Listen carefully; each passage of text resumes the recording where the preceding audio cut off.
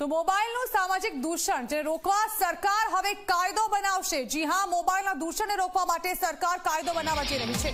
મોબાઈલના દૂષણને રોકવા સરકાર ટૂંક સમયમાં જ કાયદો લાવશે, જ્યાં બાળકોના મોબાઈલ વાપરવા અંગે હવે સરકાર કાયદો બનાવવા માટે મક્કમ છે। બાળકોના મોબાઈલ વાપરવા મામલે કાયદો બનાવવામાં આવશે। આ અંગે મુખ્યમંત્રી તરફથી સૂચના મળ્યા બાદ કામગીરી શરૂ કરી દેવાશે। મોબાઈલ સામાજિક દૂષણ છે તેવું નિવેદન ઋષિકેશ પટેલ પણ આપી ચૂક્યા છે। મોબાઈલના સામાજિક દૂષણ અંગે સરકાર ચિંતિત હોવાનું પણ તેઓ જણાવી ચૂક્યા છે। તો સામાજિક દૂષણને રોકવા માટે કુટુંબ અને સમાજને તૈયાર થવું પડશે। સુરતમાં યુવતીએ કરેલ આત્મહત્યા બાદ હવે રાજ્ય સરકાર એક્શનમાં આવી ચૂકી છે। મોબાઈલ એક સામાજિક દૂષણ બન્યું છે। મોબાઈલના કારણે યુવતીએ આત્મહત્યા કરતા આ મામલો વધુ ગંભીર બની ચૂક્યો છે।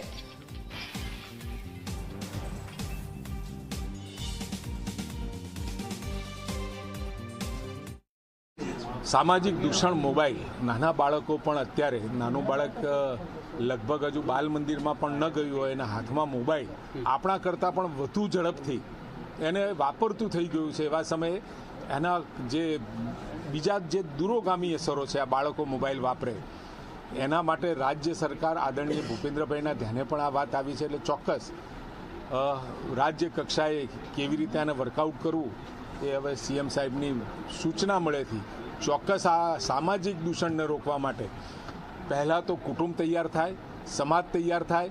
કોઈ પણ કાયદો બન્યો હોય તો એ કાયદા માટે સામાજિક દૂષણ જ્યાં જ્યાં હોય ત્યાં સમાજે તૈયાર થવું પડે, કુટુંબે તૈયાર થવું પડે અને વ્યક્તિએ પણ તૈયાર થવું પડે। એના માટે કાયદો તો આપણે બનાવીશું અને ભવિષ્યમાં બનશે પણ ખરો, કારણ કે આ સામાજિક દૂષણની ચિંતા સરકાર લેવલે અને સમાજ લેવલે પણ અન્ય ઘણા બધા પ્લેટફોર્મ ઉપરથી આપણને જોવા મળે છે।